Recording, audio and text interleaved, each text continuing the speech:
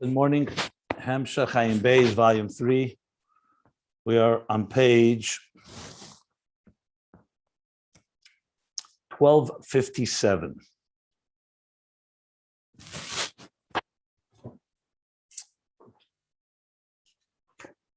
Last week I did a more extensive and comprehensive summary of all of Ayin Beis from the beginning, so I'm not going to do that again now. You could listen to last week's if you're interested. As far as just giving some context and perspective here. So we are middle of learning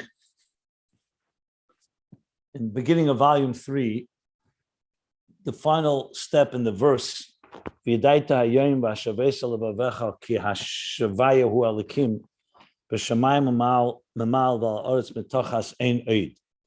that every one of these words in this verse has been analyzed in Ayin Beis. And now the last part is the last two words.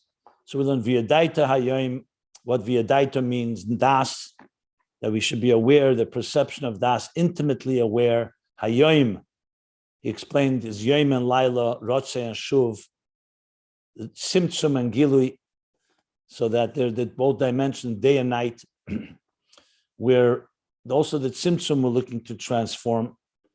And what are we? Havaya elikim, on both levels, in b'shamayim mimal, Havaya elikim, Havaya le'ela, and Havaya le'tata, b'shamayim mimal v'aretz mitachas down below. So das elyon and das tachten, that we have the perception of the divine as we understand the divine through existence, and the divine beyond existence.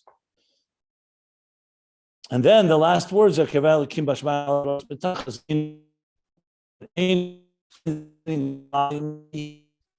that Havaya is revealed through Elikim, that Elikim also, the Gili of Havaya,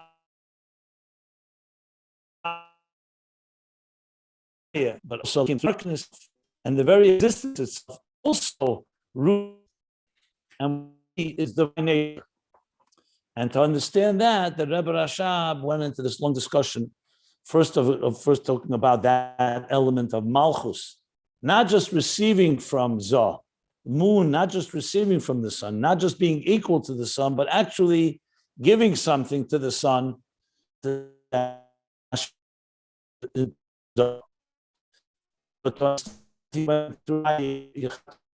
a bunch of questions. And then Gan Eden became the discussion of Gan Eden, which now we begin to understand the connection after all these 30 pages or more, that Gan Eden represents the growth, like a garden that has trees, the growth of a person's avodah as they grow from a more infantile or immature state to a more mature state, both emotionally and cognitively, mutva, murgish, muskel, and all the levels in between, and all the levels within each one of those levels, the growth, like the growth of the Garden of Eden, that first we begin on a very behavioral level, then a more cognitive level that informs the emotions, to the point that you reach levels of divine experience that are even beyond emotional subjectivity.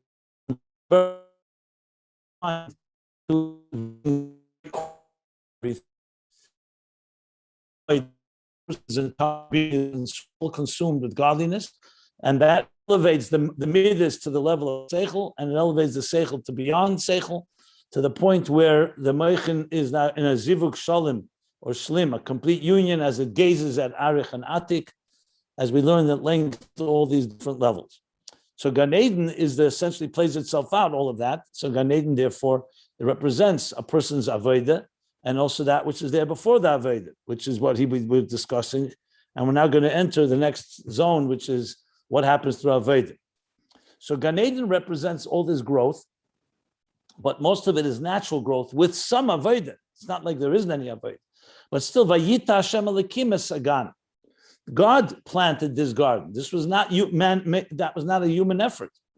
And that Havaya Elikim represents what Gan Eden is, that's superior to the rest of existence, because the Gan Eden radiates Havaya, not just Havaya Adnai, which is Malchus as it enters into this world, which in Avodah is Biti, the daughter, because Malchus is neshamas that are like servants, neshamas of Biyah. But also in Gan Eden is higher than that. Yichud Havaya Elikim, as the neshamas are in Atzilus, where Malchus is Elikim is in one united with Zah, like an equal status. But however, it's still receiving through Zah moichin. It's not completely equal. That is Gan Eden on its own level. Yichud Havaya Elokim. And there the neshamas are like bonim, children, achim v'reim, like brothers, and that's achosi, the level of sister. That's like an equal. And he referred that's what the pasuk says, that in these atzei Havaya, in these trees of Havaya in Gan Eden, the birds, ashasham siperim kikanu, that's where, and ashasham, because there's where the birds nest, and the birds refer to the neshamas of angels, and the higher level of souls of humans that are like birds that are somewhat removed from the material world. They're more spiritual, they're more ethereal in nature. And that they come from the zivug, what he called the zivug ruchni, the spiritual union of the zivug nishikin, of the kiss. And for them to connect more to our body, they will need the yichud zun, the yichud of Zohar Malchus. But here, they still have a very prominent element in them is the yichud, the zivug of Chochma Bina. Obviously, Chochma Bina, Chitzeni is Chochma Bina, as they relate to Midas. So everything is in a more spiritual state. And he gave examples of different neshamas, Rabbi Shmuel Kohen Gadol, and the ones that walk through, that stroll through the heichalas, the chambers, Rabbi Akiva. Then in the parentheses, on page 1257, he said, "Ve'efsher," same as with the neshamas shalamata, as they are below, the neshamas that in general are somewhat removed from the physical, relatively speaking. He gave Rabbi Yehuda as an example. And then he went to the Arizal, the Baal Shem Tov, and the Kodesh, which is the Maggid's son, the Malach. That they all come from Zivug Ruchni,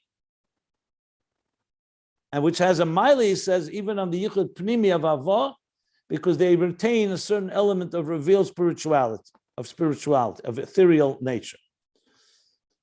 But obviously, Pnimius Abba Ve'ima is much more atzmi, and that's where the neshamas that come down below have that quality, which is ultimately greater. But there's something to be said about, like a malach has an advantage over a neshama, because a neshama beguf, because a malach remains always in a spiritual state. And then regarding the Baal Shem Tov, he said, now from what the Baal Shem Tov said, that he could have gone up to heaven like Eliyahu, but he wanted to go through. He wanted to experience that you are dust and you will return to dust. So that's why he did not go up and he was buried. So he says that means, he says from that you could say, Nira, that his neshama also came from Yichud Pnimi, because you see, he did go through Guf. So in other words, in a way, the Baal Shem Tov combines both qualities. That's what it sounds like, as I said yesterday. Okay, I said Friday, sorry. And that's the last few lines on page 1257 at the end of the paragraph, the top paragraph. And that's where the Sham Tziper Mikam, that's where the birds nest. And the Sham is from Zivug Nishikim of Avah, which is generally Yichud Chitzeni of Avah.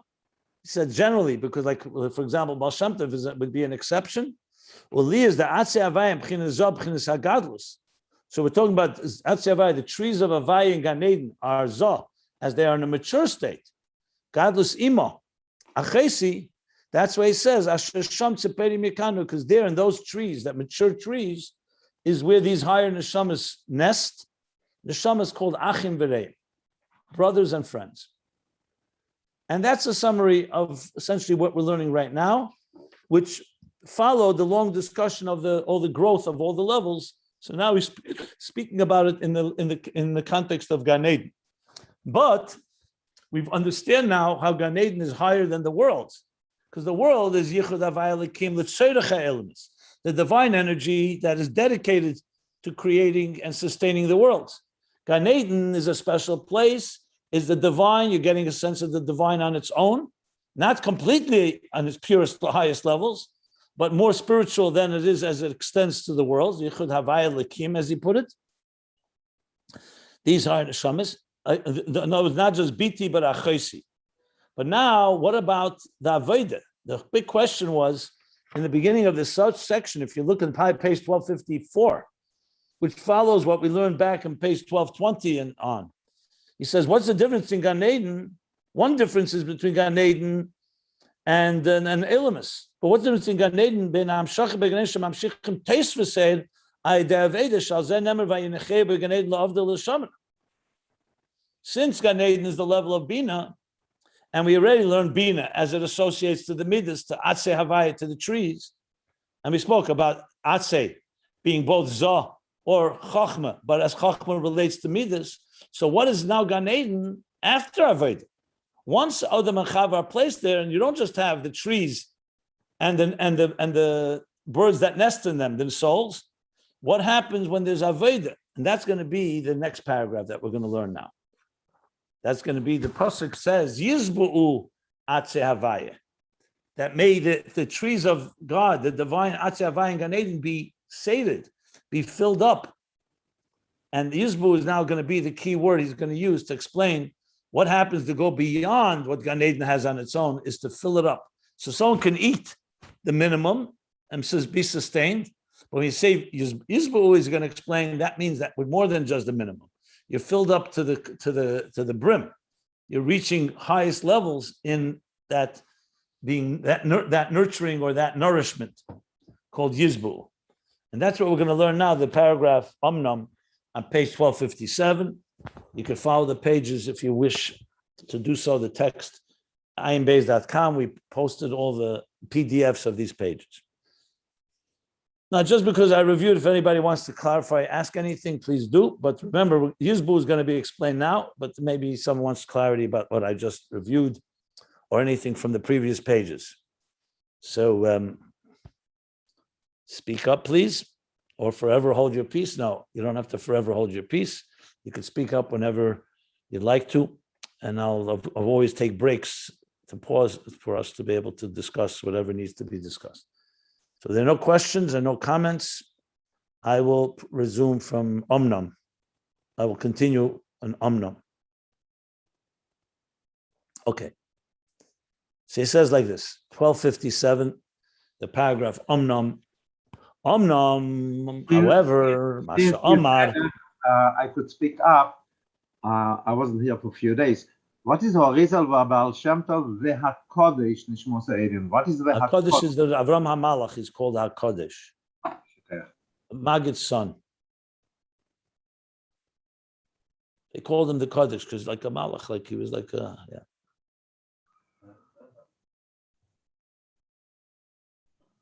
It's clearly indicates, see, that's not, the Magid is not mentioned here. Yeah. Okay. Good. Omnam, however, Masha Omar, Yizbu Atzeh Havaya, Atzeh Hashem. Now, till now, we talked about the trees of Havaya, that those are the trees of Gan Eden, like he explained from the Zohar on page 1255, the Zohar, B'chayis, B'medrash Hanelim, B'chayis Soda, Kutche B'richu said there, Ilone Hagan. Explained in detail, the Ramaz, how do they know it's Ilone Hagan? Because it's the only thing in Baruch Nafshi, we say Ilone Havaya. You don't say Harim Havaya, Hare Havaya. You don't say Mayonis Havaya, like he says there. So it means that the trees have something unique about them because they're the trees of Gan Eden. So we learned about that, the level of Zoh, Achosi, the level of Chochma, Eitzah, but as it relates to Zoh, the Eitzah of how Havaya is Nimshach. But the pasuk doesn't just say Atzeh Havaya. It says Yizbu Atzeh Havaya. And Yizbu means that they should be sated, they should be filled up. So now he's going to explain what that means. Atzeh Havaya is a pretty high level as it is. So he says, Inyan Hasviya, hu b'chinas teis v'seir. The idea of being sated. I mean, simple term, v'achalta v'savota. What does v'savota add v'achalta? You've eaten v'achalta v'savota, and you've been filled up. Because you can eat and not feel full. Like someone says, I ate, but I'm not full. Still hungry. The savota indicates that you're full, sated. There's a lot of levels in Sviyah, of course, in being filled up, and we're going to talk about it. But it immediately says, clearly, it's taste for seir. It's more than just the regular oil. There's more. There's an abundance here.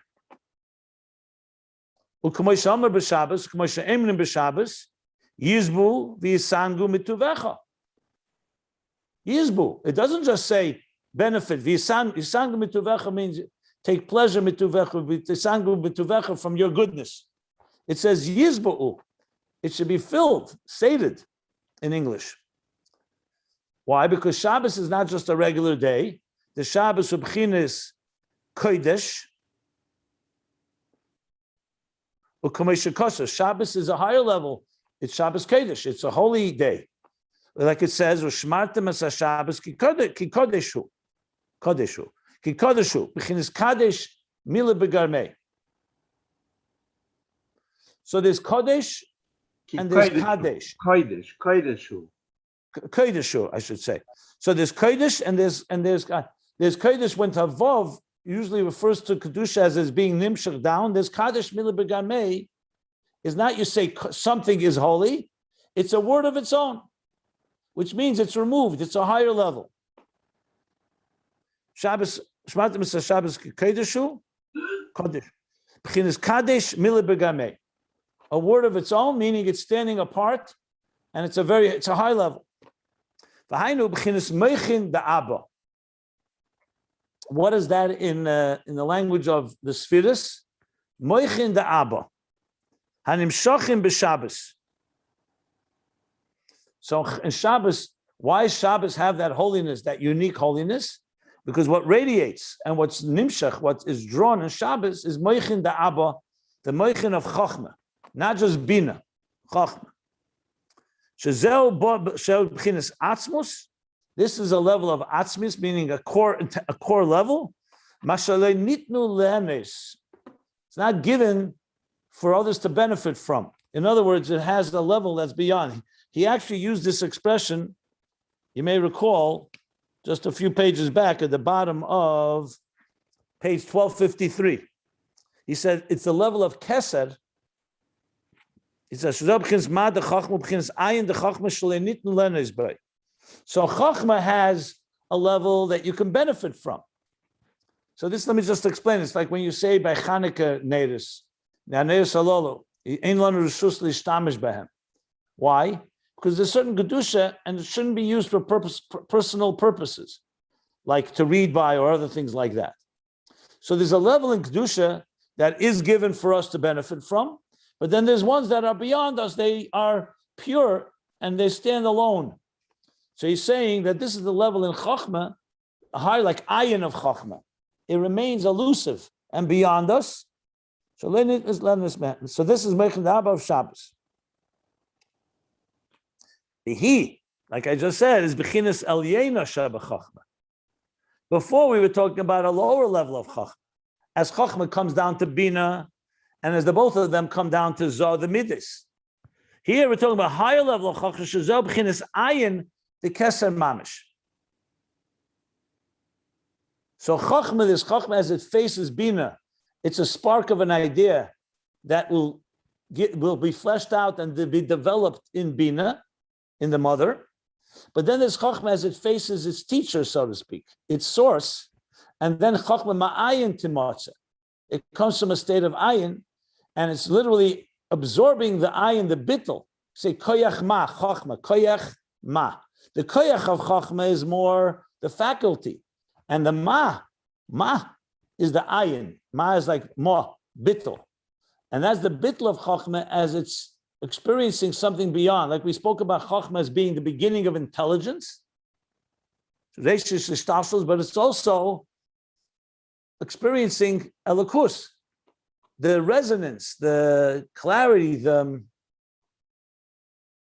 vision, envisioning godliness. And that is the real higher level of Chochma that is higher than purely related to intelligence. As we learned this at length earlier. So this is this level of Shabbos, Ayin the Keser Mamish. And now he's going to bring us back to a theme some of you may remember, I hope you do. Back in volume 2, not at the end, but before we got to Das Adi and Das Tachten, if you remember, when he spoke about, I spelled Hayoim, Rotze Veshuv, Tzimtzum and Gilui. So he spoke about Shabbos and the weekdays. It's a long discussion in the latter section of Ayin Beis, volume 2. Talked about 3 meals and 3 stages in Shabbos. And then he talked about the difference between Shabbos and weekdays, and I want to just sum it up because it's relevant to the next piece. And now he's bringing that together here. Now, what's the key difference between the weekday and Shabbos? Not just melacha is allowed and not allowed. Why? Because inyane of the weekdays is birurim, avedas ha-birurim. Birurim literally means in halacha means to separate, to clarify. It's like you take a grain and you remove the kernel from the shaft, or you take anything and you remove it. That's birur. Birur is osir b'Shabbos. You're not allowed to do that on Shabbos. You're not allowed to separate. For example, a peel and so on. Okay, there's different halachas regarding it, but generally birur is not, because it's not the inyan of Shabbos. Weekdays, as he explained, is the birur between pselis and eichel, between waste and food, or in the language of ruchnius, between gashmius and ruchnius. You're taking the material world, where we work and we learn and we are engaged with the material world, and what we're doing is looking to extract and free the divine spark. That's called Avedis HaBirurim. You're being mavada, you're clarifying, you're separating kedusha, the nitzut. So, for example, you take a piece of food and you eat it. So what you're doing, like it says in the pasuk, lo yal lechem levade yichya adam. Person doesn't live on bread alone. Ki imal meitzeh pi Hashem yichya adam. He lives on the spark of the divine inside it.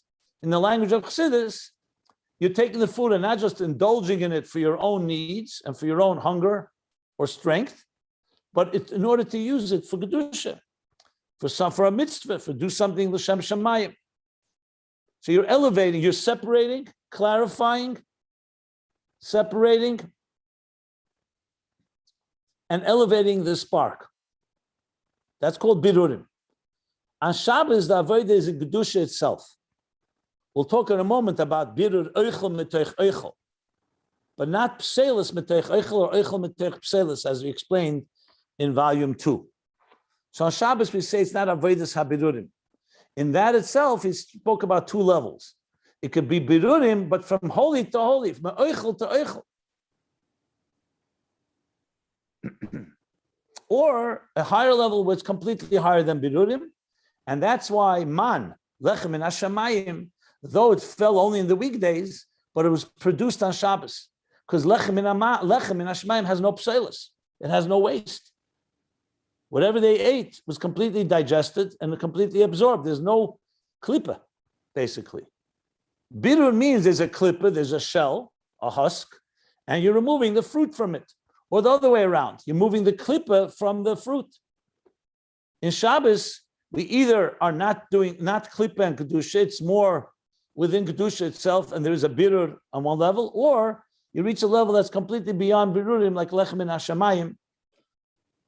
So you have, that's what he's going to now refer to and address this point and topic. If you want more details, you have to go back to volume 2 where he discussed it in detail. So he says like this now. So Shabbos, Ayin the Kesemamish. The lechein achila de Shabbos beginnes tzadik eichel l'seva nafshe. So it's called, it says in Chassidus, that when a person eats on Shabbos is the level a tzaddik eats to satisfy and fill, seva, to sate his nefesh. He's not eating because he's hungry. He's not eating because he's weak. He's eating l'seva nafshe. L'mayla me'inyan habirurim. So in the weekdays, the avodah is birurim, is to separate klippa from kedusha. On Shabbos, the avodah is only the sparks connecting with the soul. So yes, we physically eat because we're physical human beings. And mitzvah la'ange, there's a mitzvah to the pleasure of Shabbos is through eating and drinking. But it's different than the weekdays. It's a battle between klippa and kedusha. And on Shabbos, there's no battle. That's why we don't do malacha on Shabbos, including the malacha of birur. What we do is the seva nafshe. The eating is to feed the soul with the divine sparks. The inyan achila dechayil, the meals or the eating on the weekday is like the pasuk says, hu inyan ubeten l'shoyim techoser. I think it's techoser. Techsal. Techsal. That the stomach of wicked people, techsar, is lacking. They always feel hungry. Shahu inyan abirurim. That's the inyan abirurim, where you're involved in something and you don't come to a level of severe, of being sated and filled. It's like, as much as like it says with all tivus, the more you eat it, the more hungry you get. So basically, that's the level of birurim. There, the Eir and Gili of Elikus, the revelation, and the Eir and Gili comes in a manifest way. So in addition to the birur of the negative or the klipa, also in general, the fact on the weekdays you go to work and you're involved in the lamates malachis of uvdin dechel, weekday work, that too is because it's all in the form of islapshus that needs birur, that needs to be elevated. So like you go to work, you have to remember there's an Eibishter. You have to remember that the purpose of work is only a keli for the bracha. In other words, we're immersed in Elam Hazeh. Shabbos, we're not immersed in Elam Hazeh as much as humanly possible. Not supposed to work. We're not involved in discovering godliness through our physical activities. We're involved in davening and learning and things that are more spiritual state. And even the meal, like he said, is l'seva nafshe. He says like this. Okay, so it's gamkin bir. Aval b'Shabbos beider osur. It's not allowed. You're not allowed to be beider. You're not allowed to sit and separate because it's not the job of Shabbos. Because Shabbos is not about separating the dross from the fruit from the peel. Shabbos is the job is, like he says, is to draw the umeir etzema shein tzarich bir. So it's two things. You're not involved in things that need birur, that should be birur, and the oir that is not an oir based just like in work and in material activities. The oir itself doesn't need birur. It's more like a gili elikus, like it says, mekacha mekaima. Shabbos comes, the whole worlds are elevated to a deeper spiritual place. Yes, Misha Torah be'erev Shabbos, Yechel b'Shabbos. The work of the 6 days led us to this place. But Shabbos is a gili milmaila that does not require the effort and the work of separating or the work of elevating and recognizing the holiness within the material, because the whole material, kol malachta chasuya, the expression that Rabbi would very often bring for Shulchan Aruch. All your work was done for you. You shouldn't be working. You're benefiting from the work. You cooked before Shabbos. So Shabbos is all basically like taking in the pleasure of godliness and not the actual hard work of labor in the labor camp. That's why L'Osad Love is compared to Shabbos. Yem Shekuli Shabbos Amenucha, L'chai Elomin. 6,000 years we work hard in Golus, and not Golus, but transforming the world, working through the Lamates Malachas, which reflect all types of labor. Shabbos is not a day of labor; it's a day of benefiting, and like you said, it's all about in Kedusha itself, the experience. And that's the meaning that the tzaddik eichel l'sever nafshe. The tzaddik eats to satisfy his soul. That is all about not birur, the opposite of birur. Is like I mentioned, as was explained at length earlier, the inyan lechem min hashamayim. In the sugi, we talked about lechem min hashamayim, the bread from heaven, the man. Expressed at length where that comes from. It comes higher than Seder Ishtalshalos. Lechem min haaretz comes from our toil. You work in the fields and you produce grain, potatoes, rice, corn, whatever. That is through hard work and it's a bread from earth. It's the Avedis HaChoil. Shabbos connects to Lechem min Hashamayim, which is a bread that comes from above. There's no effort on our part. It's a gili elikus. It's a gili milmayla. Lechem min Hashamayim. And we discussed there at length. There's no birur there. There's no pselas. There's no waste. And he's specifically taking us to the Maimer Kesavei HaBeis, which is the end of volume 2. It says on the bottom, page 1126, correct. So when you go there, you can see what he's talking about here. I summed it up a bit, not completely, but some of it there. It's a long discussion there at length. We're talking about maybe 40 pages about the difference between Lechem min Hashamayim, Lechem min Haaretz. Lechem min Hashamayim is Das Elyon, Lechem min Haaretz is Das Tachten. the divine within existence, and Shabbos and Lachman Hashemayim is the divine above existence. And then in Shabbos itself, he spoke all three levels. Friday night is still under the effect of weekday. So it's no birur, it's Shabbos, but you're still under the effect of the malacha of the birurim. Shabbos day is the birur eichel metech eichel, food from food which you're allowed to do on Shabbos. And Raiva de Raivan, third meal, is the Tainug Atzmi, that's above all of this, is completely higher than birurim, like the lechem, lo yachluhu, like the man, which is higher than all birurim. Okay. And the man itself, he spoke levels. I'm not going to go through all of it because that's relevant to our discussion here. The main thing he wants to bring out here is this svi. Remember, the word is yizbu. He's looking for explaining what means to sate, to fill. So meanwhile, he's spoken that this Shabbos, yizbu v'yisangu mituvecha. So it's a form of being sated and filled, higher than just the work that's done within the structure, which is called birurim. Okay. Now he's going back to Yizbu. This is also the inyan of Yizbu Atzei Hashem.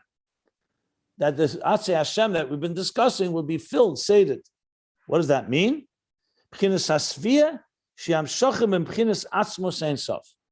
That's not just they're getting energy, the trees of Havaya, which we said, Zah and Chochma, they obviously have a level of energy. We talked about Havaya Lekim, but Yita Havaya Lekim. But here they're getting Atzmus Ein Sof. On its own, Zah and Chetzenis Chochma Bina is not Atzmus Ein Sof. It's already the divine as it's connected to existence. It's not like Havaya Adnai L'Tzerecha Ilimus. It's still in a level of Atzil's higher, but it's still the Neshamas that he said from Zah, like Achoisi.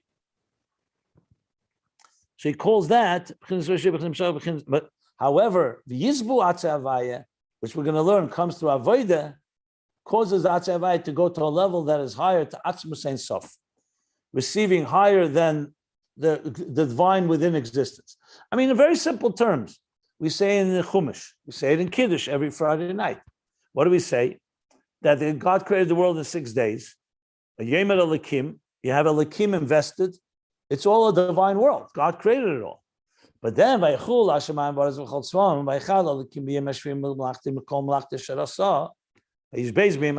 those, what happens on the seventh day?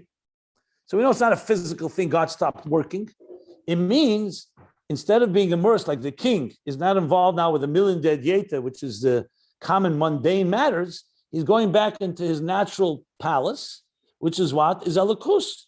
Not Elikus as it's creating existence, Elikus on its own, which is the meaning of all these verses. So what is that here? That's the Yizbu. Yizbu v'yisangu mituvecha. This is what we are experiencing on Shabbos. So on the weekdays, our job is to reveal the godliness within existence. And on Shabbos, we're experiencing the godliness that's somewhat above existence. And that's why it's a level of Yizbu. So he says now like this. Yizbu atzei havai b'chinas asriya shivim shalom b'chinas atzmus ein sof. From the core. Ukanal. Like we learned before, if you remember, page 1255. So remember in page 1255, we learned the pasuk that was said, what Moshe says to the Meraglim, Hayesh ba eitz imoyin. So they were giving their report, and he was saying, is there a tree or is there no trees in Eretz Yisrael? That's a literal meaning. But the Zohar gives a whole deeper meaning, that he was asking whether the trees of Eretz Yisrael are coming from the level of Yesh, or are they coming from the level of Ayin? Are they coming from Ishtalshalus, Zah, that's Hayesh ba eitz, Im Ayin, or are they coming from Ayin, the Ayin of Pnimius Chochma and Keser? So he says that's what Moshe was saying, which is similar to Hayesh Elikim B'Karbenu, Yesh Havaya B'Karbenu Imoyin. The same idea when the Jews in Bishalach were talking about complaining. They're asking there too, is Elikus, is godliness among us, or is like beyond us, above us? So he says like this now. This is what we learned earlier. I just go back, if you go back to page, bottom of 1255. So I explained it then more detail. What he said like this. Im yesh ba'etz shemekabel milana dechaya or Imayin from Keser.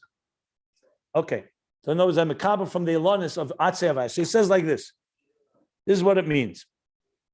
Canal being hayesh ba'etz Imayin. The b'chinas ayin harizel l'mayla b'chinas eitz. In other words, the trees, as we said, is the level of Zah or Chochma of Atzilus. But the level of Ayin, harizel l'mayla b'chinas eitz. V'asviyah hi amshachas b'chinas ayin de keser b'chinas atzei Havaya. And that's the meaning here. That you could have atzei Havaya like we learned, that's the emotions. You have divine experience, but it's still somewhat within the structure of Ishtalshel Zah, as it's receiving from Chochma Bina, but it's not receiving from Keser. And even the Malchus that's equal to Zah is receiving it through Zah. Now we're talking a level that you're receiving, that the Atzei Havaya are being sated. What does it mean they're being sated? They're a high level. They're receiving the ayin, the im ayin that Moshe said, the level of ayin of keser. In other words, a deeper level of bittul, like we learned, not just the emotions as they're directed by intelligence, and even mature emotions. He said gadlus bina, but they're still in their own structure. They have not been transformed. It's only gadlus abba, the ayin of chochma, that has the power to transform the very wiring of our emotions, as we learned at length earlier. And that's the Yizbu Atzei Havaya. That's what he says here, that the Yizbu is being sated. It's more than just the level on its own. Remember, the trees in Gan Eden were growing. They're perfectly fine. But you want them to reach Yizbu, a level of sphere, like he said, Atzmu Sein Sof, a level of Yizbu. And Yizbu, so that requires the Hamshach of Ayin, of Keser. And now he's comparing it to another expression, v'yizbia b'tzachtzachis nafshecha. V'yizbia b'tzachtzachis nafshecha. This is one of the psukim we actually say, I believe in the Ushpizin.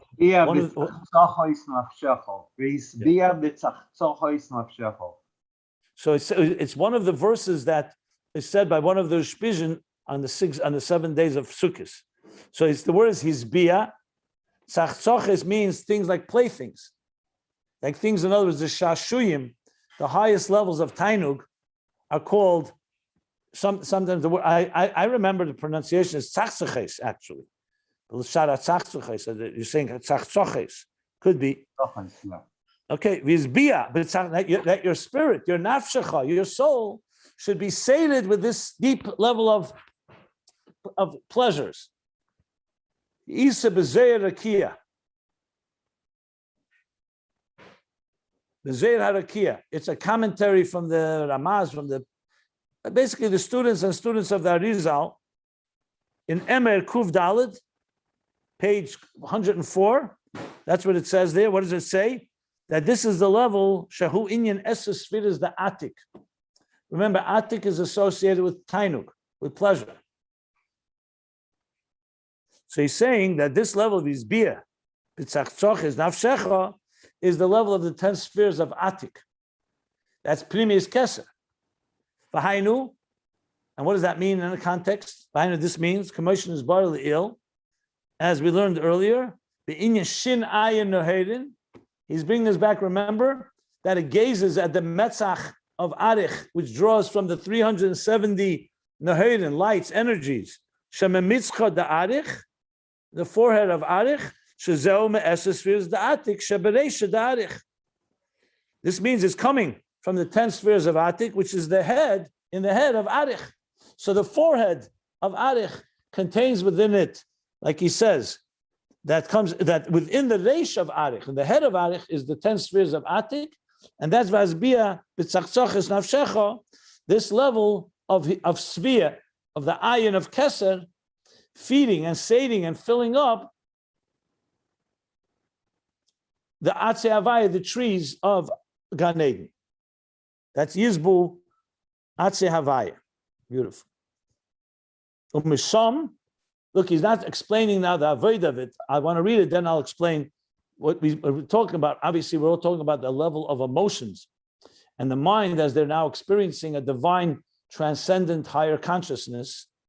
That is this highest level that we've been addressing in the whole process of growth.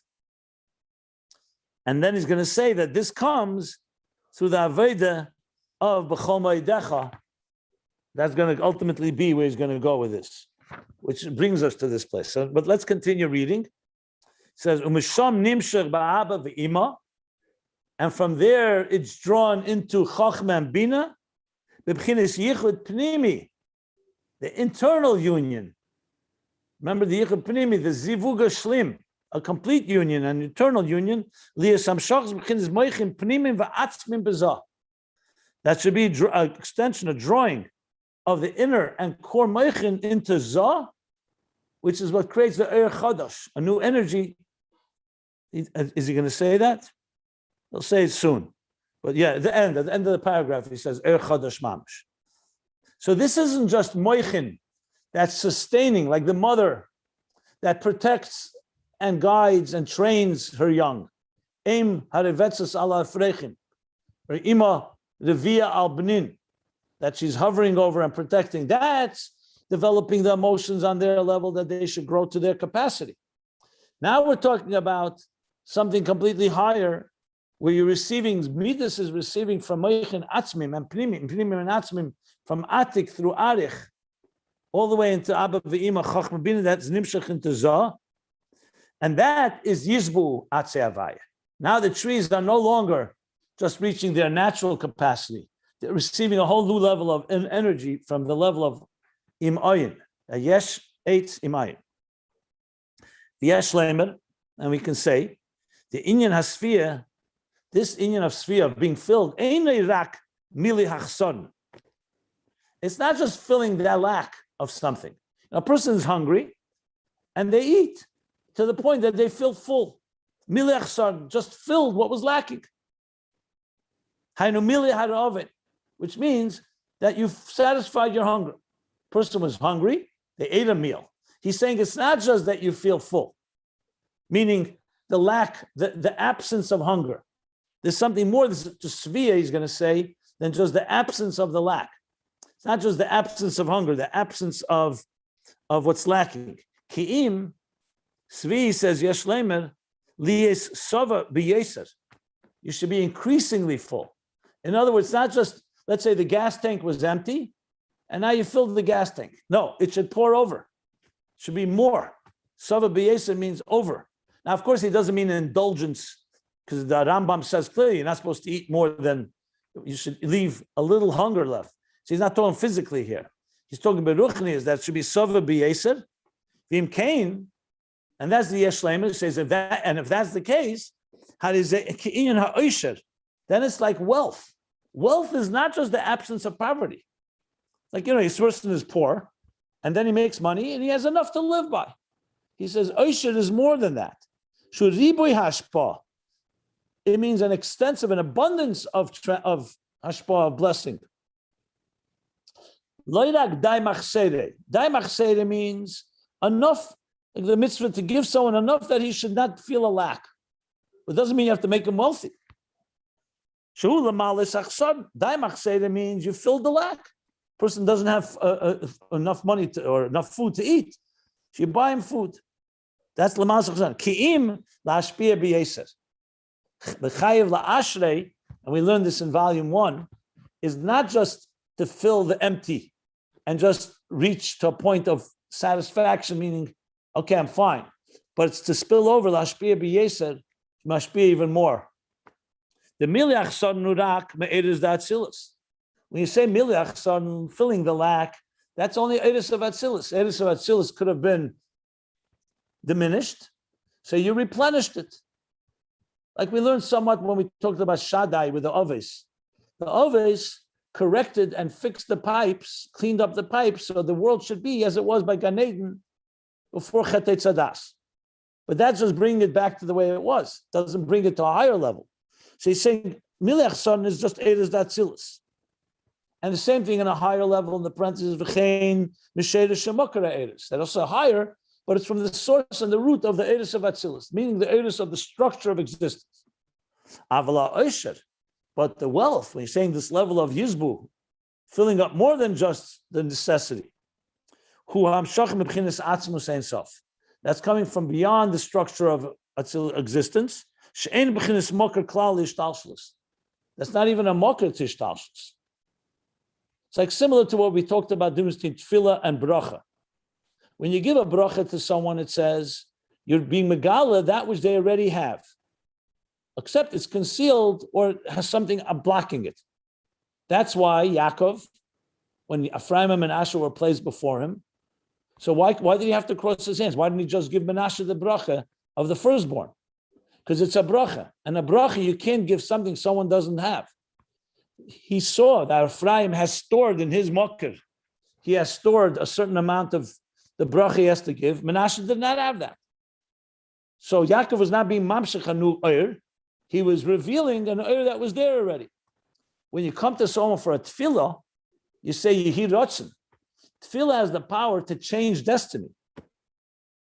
In other words, even if a person was designated that they should have this and this amount of wealth, or this and this amount of health, or this and this amount of years, a tefillah can cause that you should get more than what you even were allocated, because Yehi Ratzon Chadash. So Chassidus explains that tefillah has the maila that it's something new and higher, but it's not guaranteed because it wasn't like you deserved it. It's a tefillah. Bracha has the maila that is guaranteed because it's yours. It's just a matter of picking it up, so to speak, or delivering it to you. The chsarn is that it doesn't reach the highest levels. It says birchas kainim. The Rebbe has a lot on this in his brachas Erev Yom Kippur. Has both milas. It's not relevant to our discussion here, but the point I'm just giving you an example that daimach said means hishtalshus. Yes, your mamshich, like for example, Rosh Hashanah designates what will be the rest of the year. So why do we daven every day? Because it makes sure to come down into our kelim each day according to our needs. Because it could just be there, remain in a reservoir without really accessing it. Ratzon Chodesh is a completely new thing. So he says, comes from a level that's higher than the mocker from Ishtalshus. It's not even the mocker. Ain't a mocker klal. Yeah, that famous Pada v'Shalom Ayin Hey. That's the only mimer, by the way, that the Rebbe gave out before Ayin Beis came out. Most of it. That mimer the Rebbe published in Tafshin Chavov. And it was the basis of Kuntas Inyan Shel Torah Chassidus. That mimer, where he says that Primis HaTorah comes from Atzmus, Primis Atzmus Ein Sof, and so on. So upon him, in the mimer Pada v'Shalom, like he says, Ayin Hey, below, that's what he talks about there. These two levels, one is to fill the void, and one is to get more than just what fills the void, the isha, the wealth. He's saying Yizbu is more than just, so you could have Yizbu, okay, you eat and you're not full, you could eat till you're full, but then it could be even more than full. And so too, we can say, Inyan Hasvia that we're discussing here, the Yizbu Atza Havaya, the full, the sated state, who Amshachim B'chinas Atzmus Ein Sof, it's Amshachim from Atzmus Ein Sof, Gili B'chinas Eir Chodesh Mamash. A Mamash Anu Eir Chodesh, which is not within the Ishtalshus that was there before. So it's Atze Havaya, God planted trees in Gan Eden. That's what God put in the place. They have a potential to grow and grow and grow. But if you want to have Yizbu Atze Havaya, as we're going to learn that, and as we learn, that's going to require an Aveda of the L'Shamra that's going to draw down an Er Chodesh from a place that's even higher than what God planted in Gan Eden. But he's going to still go on and explain this further in the next paragraph. But let me stop here for any questions. Rabbi Jacobson, I have a question. I remember in the volume 2 that when you were referring to the different levels of unities, it was like as if there was 3 levels. There was Keter, it was Bina, it was Malchut.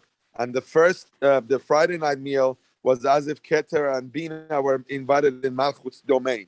And then the second meal you discussed saying that the Malchut and Keter come to Bina's domain. And then the third meal was Malchut and Bina getting all lifted up in the Keter level, and that was the true Tainuk. What I'm trying to say is there's obviously discussions that Gan Eden or Olam Haba is 1/60th of Shabbat. I'm sorry, Shabbat is 1/60th of Gan Eden or Olam Haba.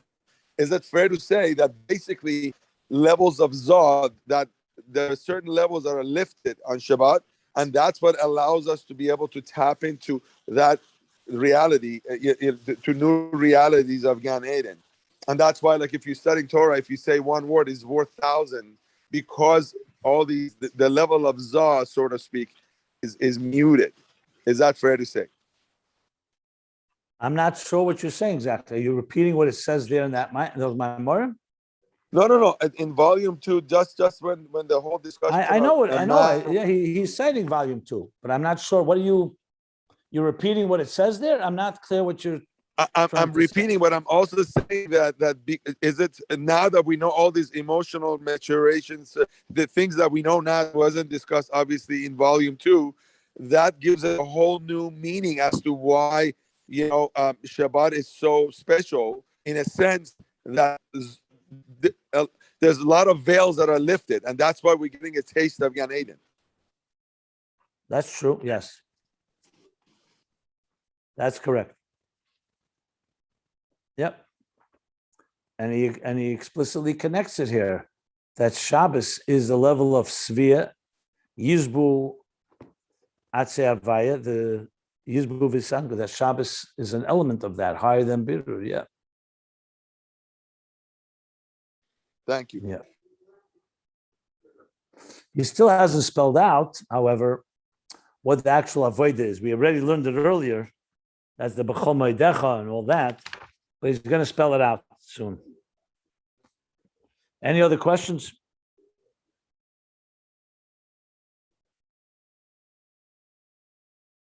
That's it. Okay.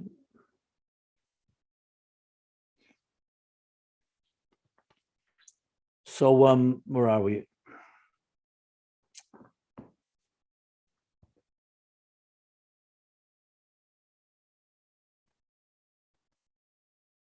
Okay. So I'll read a little more.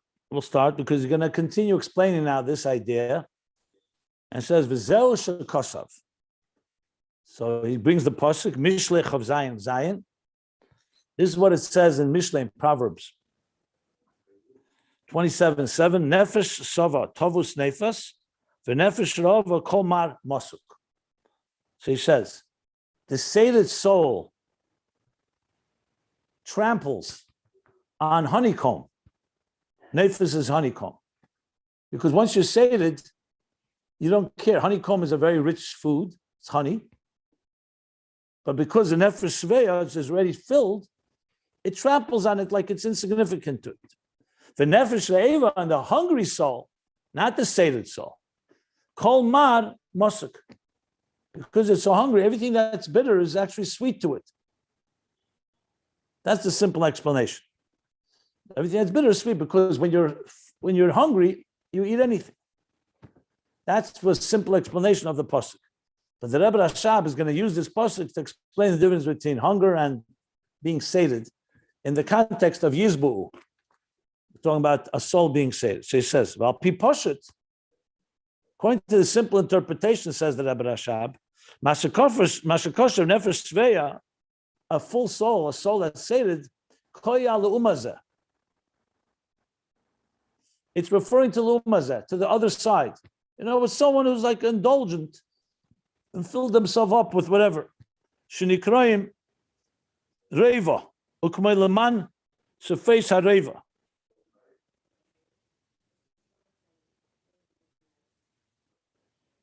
So we learned actually this in volume 2. Trying to remember when he spoke about Tzmeya, leman shefeis hareva.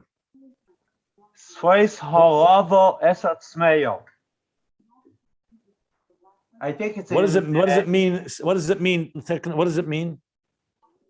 I think it's in Pasas Nitzavim that Smeyo is a thirst and Rava is the opposite, like saturated with. Right, but why is it called a negative? It refers to something negative. That's umoyes b'chol dover tev. Yeah, ki b'shrirus libi eilech, that's what it said there, that he will say, I will do what I want, leman sfeis haravo esat smeyo.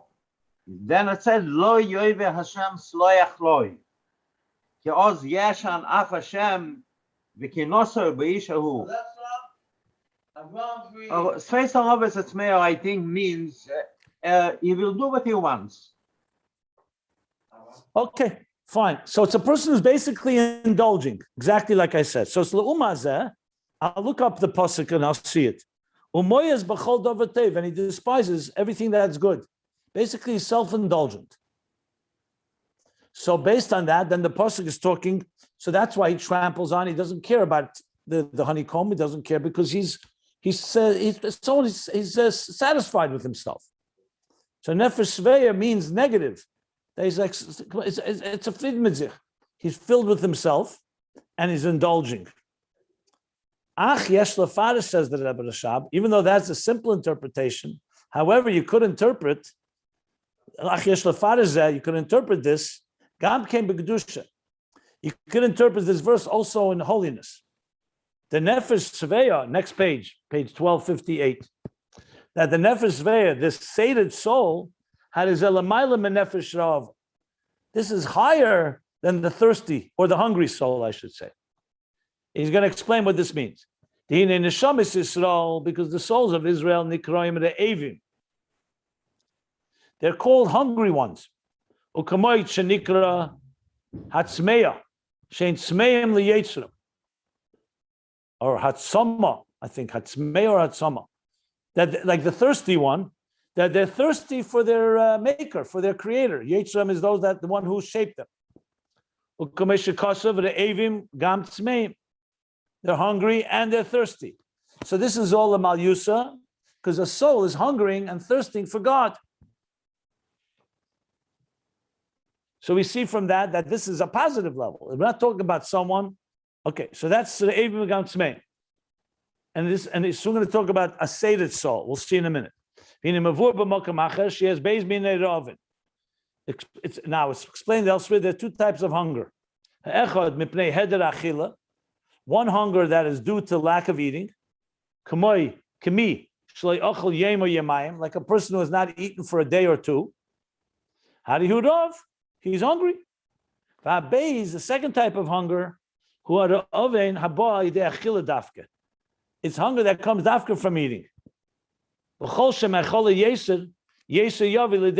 The more he eats, the hungrier he gets. So unfortunately, many of us are familiar with this phenomenon. So there's the first is you're hungry, and the hunger is the lack of eating. In other words, you're eating, and because you're eating, it makes you hungrier. Because the food gets cleansed, gets separated, the toxins, the waste from the food, from the nutrients, and it transforms into blood, and the waste is expelled. So that what is that? The dam hu nefesh, which is the blood, which is the very life of the person. And as a result, he gets stronger. Al kain, that's why after the food is digested, dafke yesu is chazik koyach hamariv lenefesh. So that's why after the food is digested, that causes that to strengthen the power of his hunger. And this came specifically because he became stronger. In other words, it's not like a pauper, a person who's dying from hunger, and the hunger is causing him to be hungry and eat. Here, because the food has given him strength, the strength that's been depleted after it's been digested causes him to become hungrier. That's what I think he's saying here. It's like a person who's like an athlete. He's running or he's doing something with a lot of energy and he needs to drink and eat a lot. He does. So when it gets quickly used up, it quickly feeds him. So that causes him to be hungrier because he needs more. So it's a hunger that's coming from food, from the being filled, not from being hungry. That's what he's saying here. As we actually see, that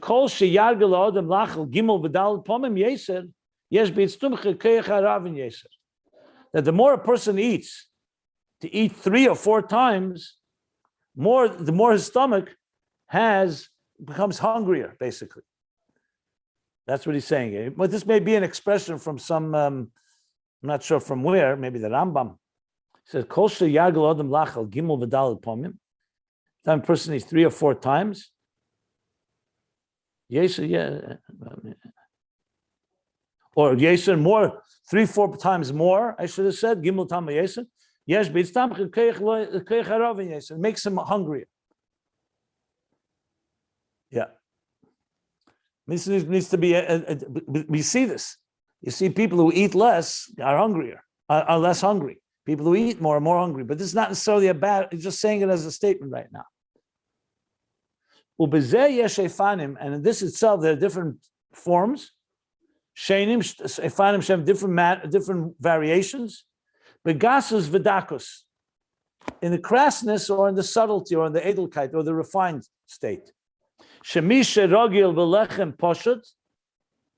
A person who's used to having simple bread, lo yirav lechem, he won't have hunger for anything but bread.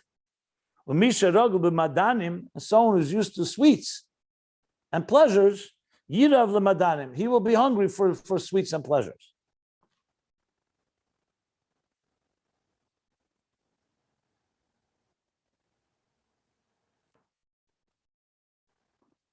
Thing is, okay. Ukamoi revochel psuma shchicha. That for a person who's already the psuma, which is drunk, or someone who's filled themselves up, so for them they're used to having abundance. It's not like someone who just eats a bare piece of hard bread. They can eat many different badanim, which is sweets and pleasures, blishur, without limit. Like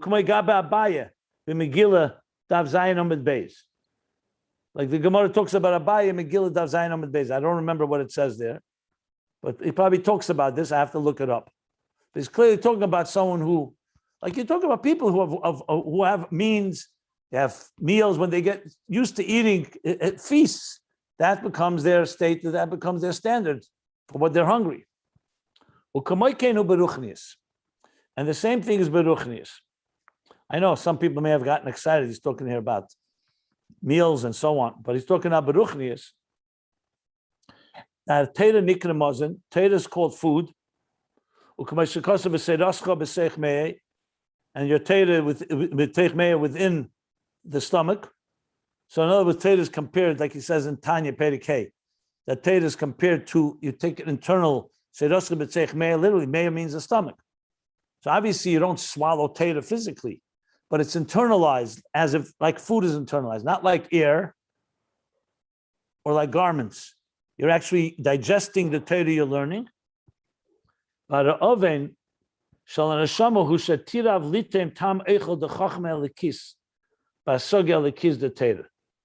So now we know that Torah is mazon.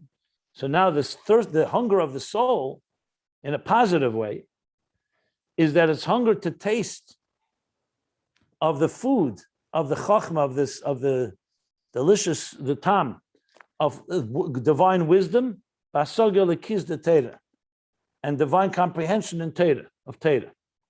V'urak mitzat shetam tuv tam v'das elikai. I'm sorry, and that's only due because he tasted. Why is he hungry for it? Because he tasted tuv tam v'das eliki. He tasted the delicious or the sweet or the tasty tam v'das of godliness. Al kain yiseder ba neshama koyach hatay v'vatshuka l'tam v'enig eliki. Since he tasted it, so now he's developed an appetite. So it's not like the first level of hunger you're eating because the person is simply dying from hunger and they're desperate. So they take something just to fill their. Here we're talking the opposite. Because you tasted it and you already know what it's like, and you've digested it, that causes you to want to be hungry for it. Can you say that? That's why it gets awakened and stimulated in the neshama, the power of desire and longing. L'tam ve'enig eliki. To the taste and the pleasure of godliness, of godly divine taste and pleasure. Like it says, Tamaru kitev Havaya. Taste and you'll see. So he wants to taste it. He tasted it, so he wants more of it now. And here's the second level. The thirst, the hunger is coming from the eating, not from the hunger. It's not coming because of lack. It's coming because he's eaten. So mitzad achila dafka, v'hu mitzad reva achilas lechem detera, yom v'layla. A person, due to the abundance of eating from the bread of Torah, day and night, begirsa, b'shenov.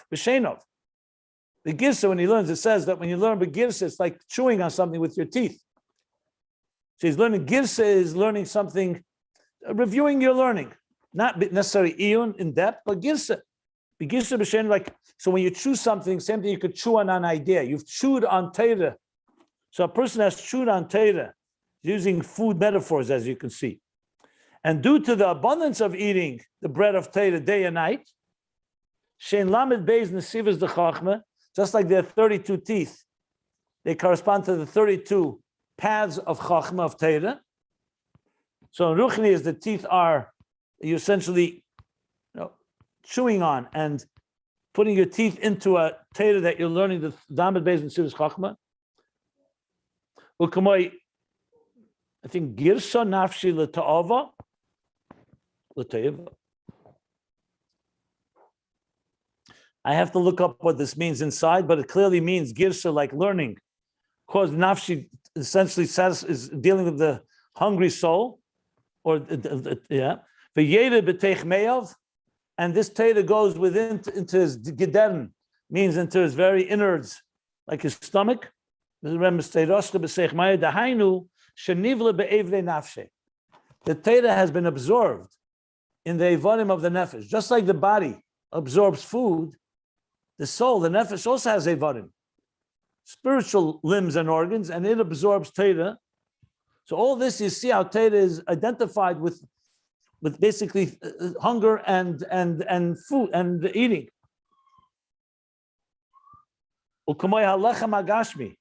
Like it is with physical bread.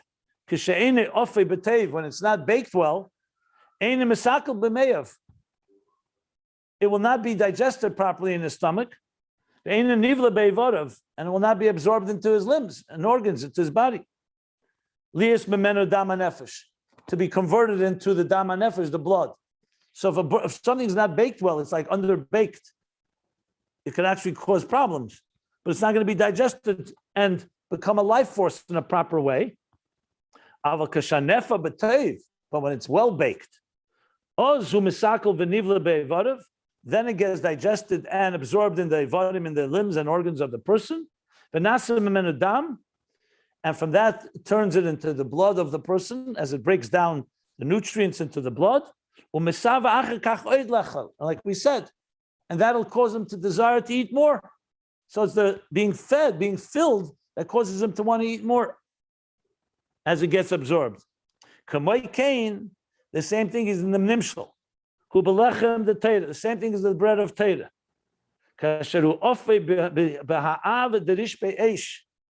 When it's baked with the love of the flaming fire, of the fiery coals or the fiery flames, through the contemplation of the greatness of God. How God fills the world and transcends the worlds, and like everything is nullified before him. These are the three terms that Alter Rebbe uses in Perek Gimel and Tanya when he first explains his bonus, Eliki. Well, so when a person he says that's called being baked well.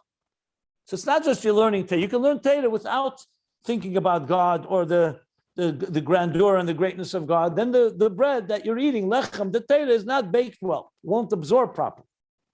But when it's baked well, that means that it is coming. And it's baked by the deep love, the fiery love and passion for godliness. Okay? So he says, and then, then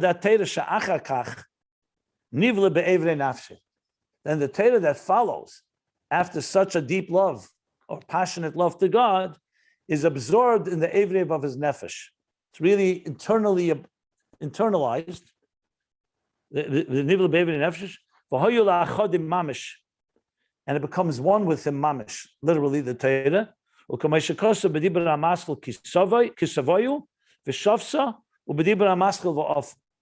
Like it says in the Maimah Kishavaya V'Shavsa, this is probably L'Kutei Torah Bahar, and the Maimah V'Afu, which is referring to baking, I think that's in the L'Kutei Torah B'Chokosei, if I recall correctly, or maybe not. I have to look that up. Now, why is he not seicheling to Tanya Perek Hey? There he says it also clearly, that when a person learns Torah, it's a yichud nifla, his whole mind becomes consumed with it. I think because there, he doesn't think that it's coming from Ava necessarily. There he's speaking, the learning itself is that way. Here he's saying that the love is what makes the good bake, makes it into a good food, a good bread, a healthy bread that becomes absorbed till it becomes mamish one with you, because you're learning it out of love. You're not just learning Torah because you enjoy or you understand it well. It's because it's coming from a deeply passionate love, which is what causes the bake to be good, well baked, and therefore well absorbed and digested and absorbed. The tirav nafshi me'ed lezeh, and his nefesh is very hungry for this. Like he said, the more you eat, the more hungry you get. Wow, this is a whole piece here I didn't expect about Torah, which is all still going to come back to. He still wants to explain the pasuk that a hungry soul, or that a filled soul tramples on the honeycomb. What does that mean in a positive way? We haven't gotten to that yet. So because he's talking now, first about the thirsty or the hungry soul, then he's going to go to a filled, a sated soul. That's going to be the next paragraph. So I'm wondering where I should stop here. Since it's moving smoothly, I'll just try to finish the paragraph. So let me continue. Via dua. Okay, so far he's explained the idea of spiritual hunger. Hunger for godliness, for Torah. So there's a hunger that comes because you're desperate, you're missing something. There's a hunger because you've tasted it and you're filled, you want more. It makes you hungry for it, as you just explained. And it has to be baked well in order to be like, and Ruchnis, that means that the passionate love for godliness that comes from the contemplation of Mamala Seviv and Kula Kamei Klochash. Now he says, via dua, and it's known, Sheyesh B'Teira Primis V'Chitzenius. In Teira itself, there's an inner and an outer dimension. I mentioned this before. The pasuk said, this is what it says in the pasuk, that not on bread alone does a person live, but on Motzei Pi Hashem, on the spark of God, the Motzei Pi Hashem, the so to speak, the expression of God that's invested in this lechem.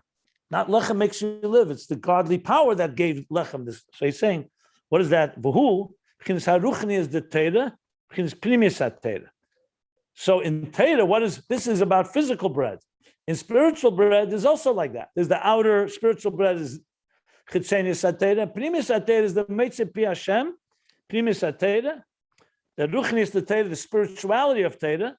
Inner dimension, primis ha-Torah. The kashatoyim tuf tam. The primis ha-Torah. When he tastes the delicious taste of inner Torah, of the inner dimension of Torah. Yeh ravin ha-nefesh b'yeser. There'll be an increasing hunger in the soul. Lilmid b'yeser b'li shir v'agbola, to learn more without measure or limitation. Like you said before, that someone who's sated, someone who's intoxicated, basically, is expansive. So that's what happens. The more you taste it, the more you have tasted the pleasure, the hungrier you get for it. Zeu nefesh ra'ava kol mar masuk. And that's what the second half of the pasuk in Shimla, in Mishlei, what we read, that he said the thirsty soul, the hungry soul, everything that's bitter is sweet. The nefesh ra'ava lichma shel Torah. He's talking about the soul that's hungry for the bread of Torah. He's talking about the second half of the pasuk, that the hungry soul, everything that's bitter is sweet. He's going to explain what that means. So that the soul is hungry for the bread of Torah. Kol man masuk, everything that's bitter is sweet, which means hainu b'chinas habirurim shebetera, which means the birurim of Torah. Shemahaper gam es hamar lemosik. This is referring to the birurim of Torah, which are taking things that are bitter.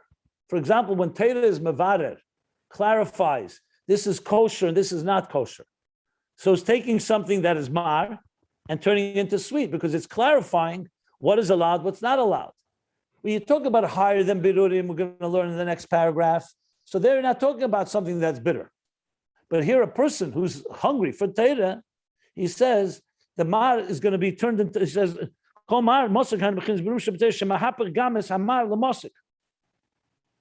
he turns the bitter into sweet because that's what Torah does. He gives an example in the parentheses.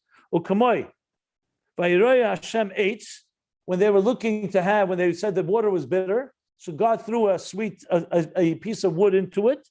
The Torah. So it says in Shiur, in places that, what did God do? What wood did he throw in? He threw in the Eitz HaChaim, the tree of life of Torah, into the water. And what happened?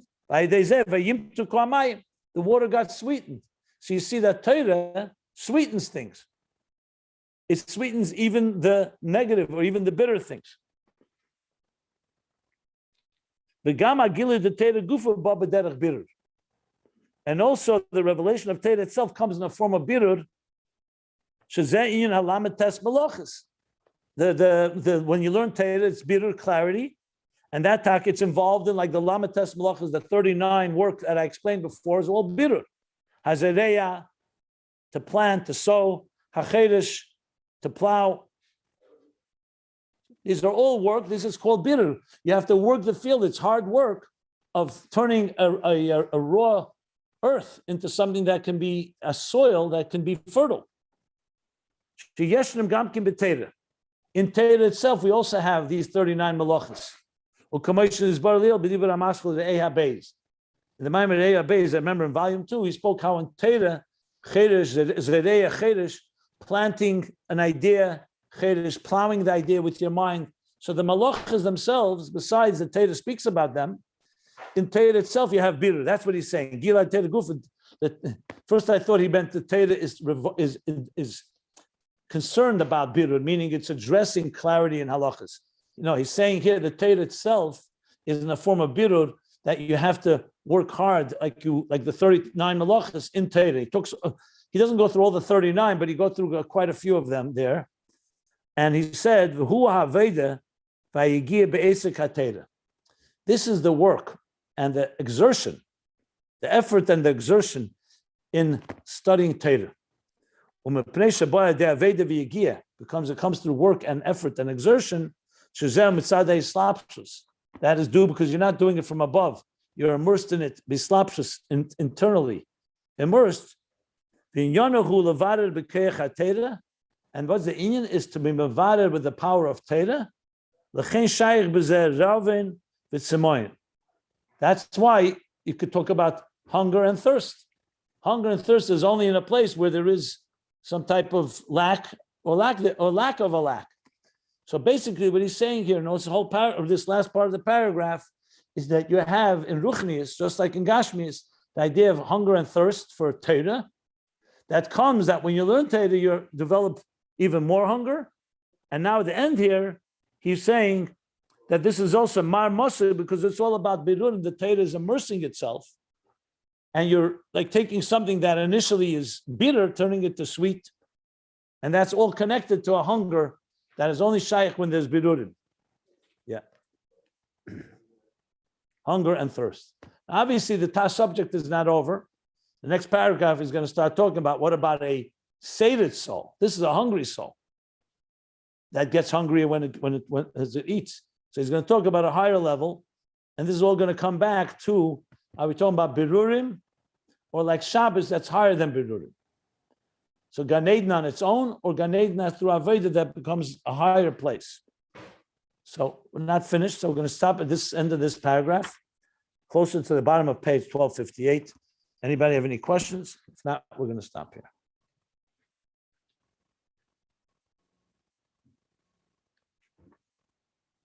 Okay, let me stop here unless someone has off the record, maybe something to say.